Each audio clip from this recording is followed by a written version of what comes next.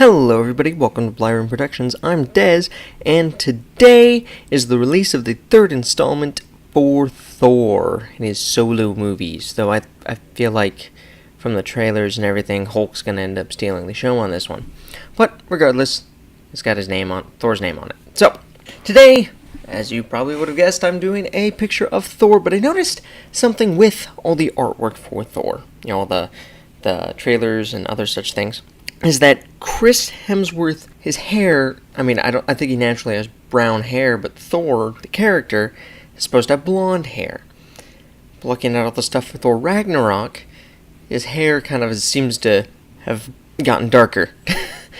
Kind of, I guess, to make it easier for Chris. And so I figured it would be fun to do kind of side-by-side of Thor from Thor Ragnarok, and then Thor from the original Thor movie, to kind of look at the difference. And if you look up the two, you can tell there's a huge difference in just hair color and style and everything. And if you line everything up, you have Thor, and then the second Thor movie, and then Avengers, and all that. And his hair just progressively kind of gets darker and darker as it goes. So another thing that they've been doing in the Marvel movies is kind of taking a lot of the major plot lines and stuff from the comic books and reimagining them for the movies. So if you know the comic books, and they have Age of Ultron, and in the movie Tony Stark makes Ultron, but in the comics it was originally Hank Pym, the old Ant-Man. He was the original Ant-Man, and in the comics Hank Pym was the one who created Ultron, and it was this whole similar sort of thing. Everyone got mad at him, and it was this big deal. But it wasn't actually Tony Stark, but I guess to simplify things down for the movies and whatnot, they just, instead of having to introduce Ant-Man and do all this stuff, and Hank Pym and everything, they just went with Tony Stark, the already established guy. But so similarly with Thor Ragnarok, they have taken one of the biggest and most popular Hulk storylines, actually, and they seem to have incorporated that into it, and that is the World War Hulk storyline. If you want to read up on that in the comic books, it's pretty easy to find. You can get a pretty brief synopsis, but that's where you see Hulk on another planet, and he's got the gladiator look going and everything. That's where that comes from, and so I'm personally super interested to see how much of that storyline and how much of those characters from the World War Hulk story they pull into Thor Ragnarok. And I also want to see if they actually somehow bring back his hammer. They portrayed pretty heavily that he doesn't have the hammer anymore. So I kind of want to see what they're doing with it there, and if he's just gonna figure out how to operate without the hammer, or is he gonna rebuild the hammer, or whatever. Kind of what's going on there. There's a lot of things with the movie that I would like to see. But yeah, so those are just some of the things that I would like to see, and then kind of excited to see what they do with them in the movie.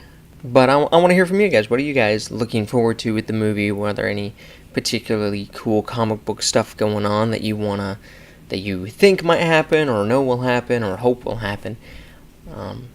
And no spoilers in the comment section. That would just be mean. Unless you're watching this like next year in 2018. In that case, go ahead. Nobody cares. We've all seen it by then. But at time of release, no spoilers. Don't be mean. And with that, I will let you enjoy the rest of this, as I usually do, with some music.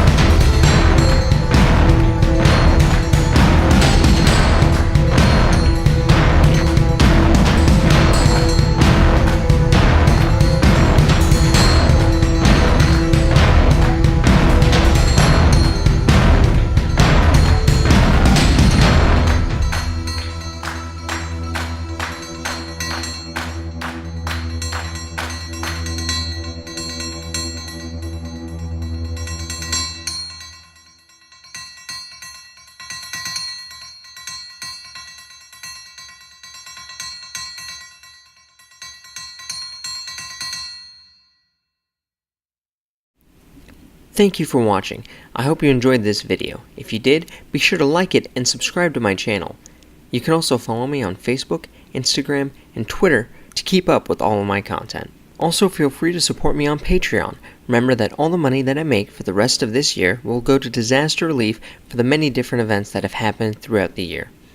Again, thank you for watching, and I hope to see you next week.